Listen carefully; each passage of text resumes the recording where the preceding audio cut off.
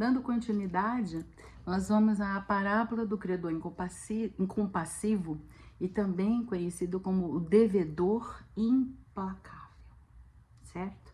Está em Mateus, capítulo 18, do versículo 23 ao 35. Vou começar aqui o versículo 23. O reino dos céus é semelhante a um rei que resolveu acertar contas com os seus servos. E ao começar o acerto, trouxe-lhe um que devia 10.000 talentos.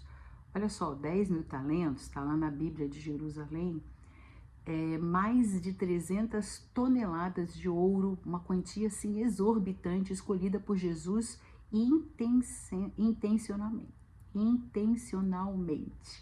Muito bem. Versículo 25.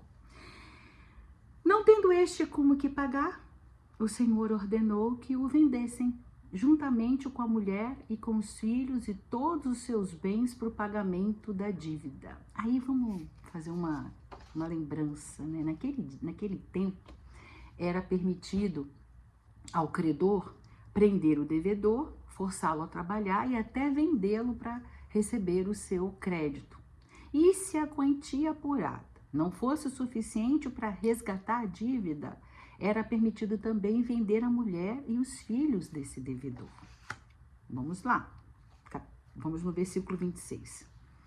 O servo, porém, caiu aos seus pés e, prostrado, suplicava-lhe: dá-me um prazo e eu te pagarei tudo. E diante disso, o Senhor compadeceu-se do servo, soltou e ainda perdoou-lhe a dívida. Pois é.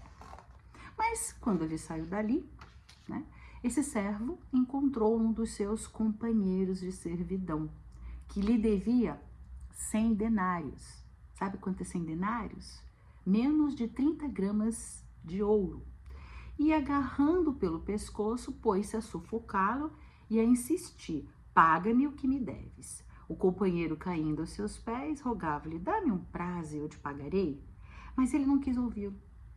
Antes retirou-se e mandou lançá-lo na prisão até que pagasse o que devia.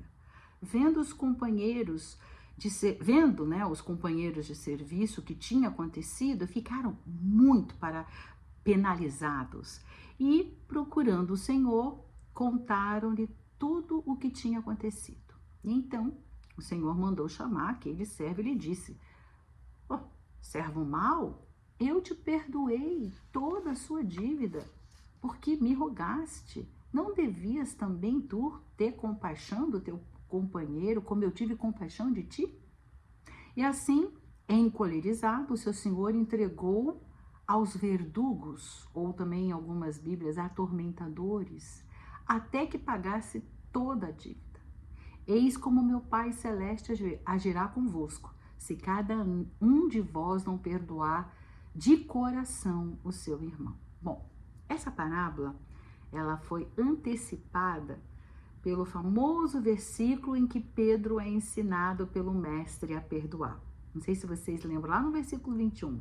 Então Pedro, chegando a ele, perguntou-lhe: Senhor, quantas vezes eu devo perdoar ao irmão que pecar contra mim?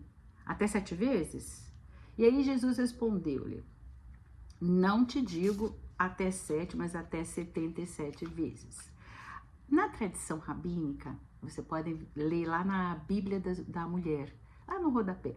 Ela ensina que um pecado repetido deve ser perdoado 3 vezes, mas não uma 4ª vez, pois então já não é mais perdão. Pedro provavelmente achasse que estava sendo generoso ao perdoar 7 vezes, né? Porque a tradição deles é 3 vezes, né?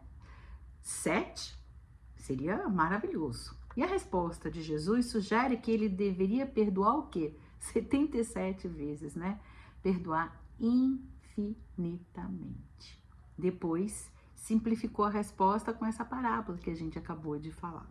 A comparação entre o que o servo devia para o rei e a dívida do seu companheiro é quase ridícula, né? A figura, um é 300 toneladas, o outro é 30 gramas, né? A figura é bem clara.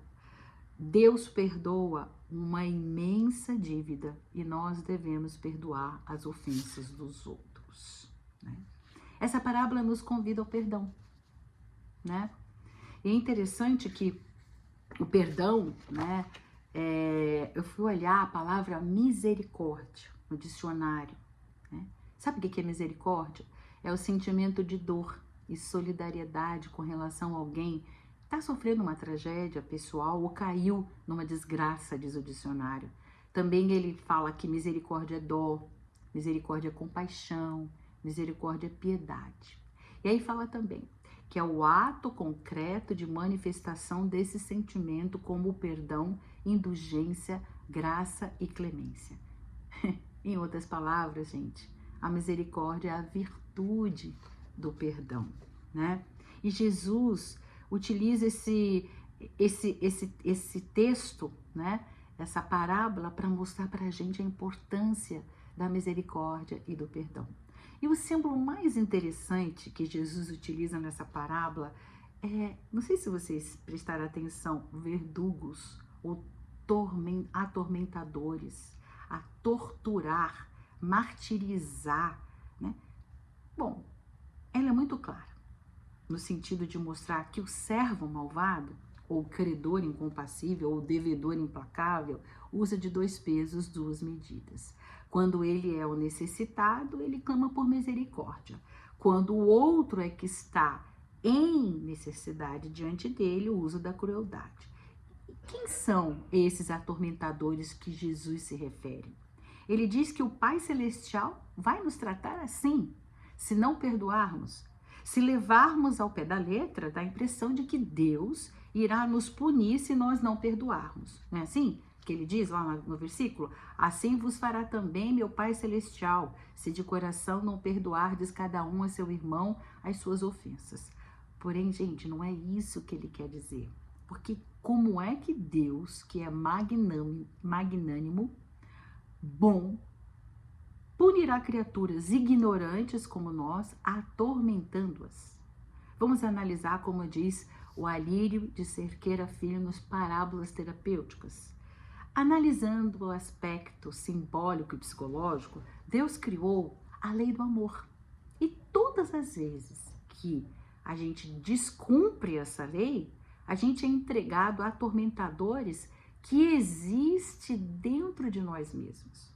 A lei do amor, ela se desdobra na lei da causa e efeito. Portanto, quando nós nos afastamos da lei do amor, praticando atos de desamor, cedo ou tarde, caso não entremos em um processo de autoconsciência, o auto-perdão, reconhecendo o erro, aprendendo com esse erro para depois repará-lo, a gente vai entrar numa consequência em um movimento atormentador denominado sentimento de culpa ou remorso, pois a nossa consciência fica suja, maculada.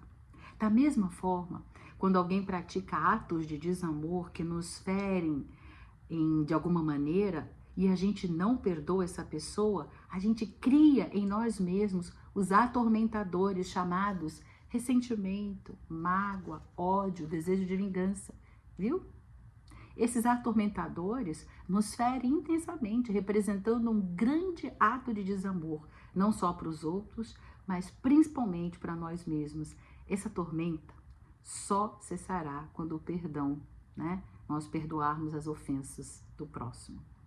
Já a medicina moderna de hoje, tanto o remorso quanto o ressentimento são grandes causadores de doenças físicas, emocionais, até mesmo câncer, depressão, ansiedade, pânico, Alzheimer, dentre outras. Então são os atormentadores a que se refere Jesus, que estarão nos convidando pela dor a voltarmos ao amor do qual nós nos afastamos. Portanto, o perdão, tanto a si como aos outros, representa um grande ato de auto-amor, pois significa a libertação de todos os sentimentos atormentadores. Deus trata-nos sempre com uma profunda compaixão, como o rei tratou seu servo, permitindo-nos a bênção das várias vidas sucessivas, a fim de repararmos todos os nossos erros até alcançarmos a perfeição relativa, porque a perfeição só Deus, né? O que essa perfeição vai nos levar a compreender Deus em espírito e em verdade. Abraços fraternos.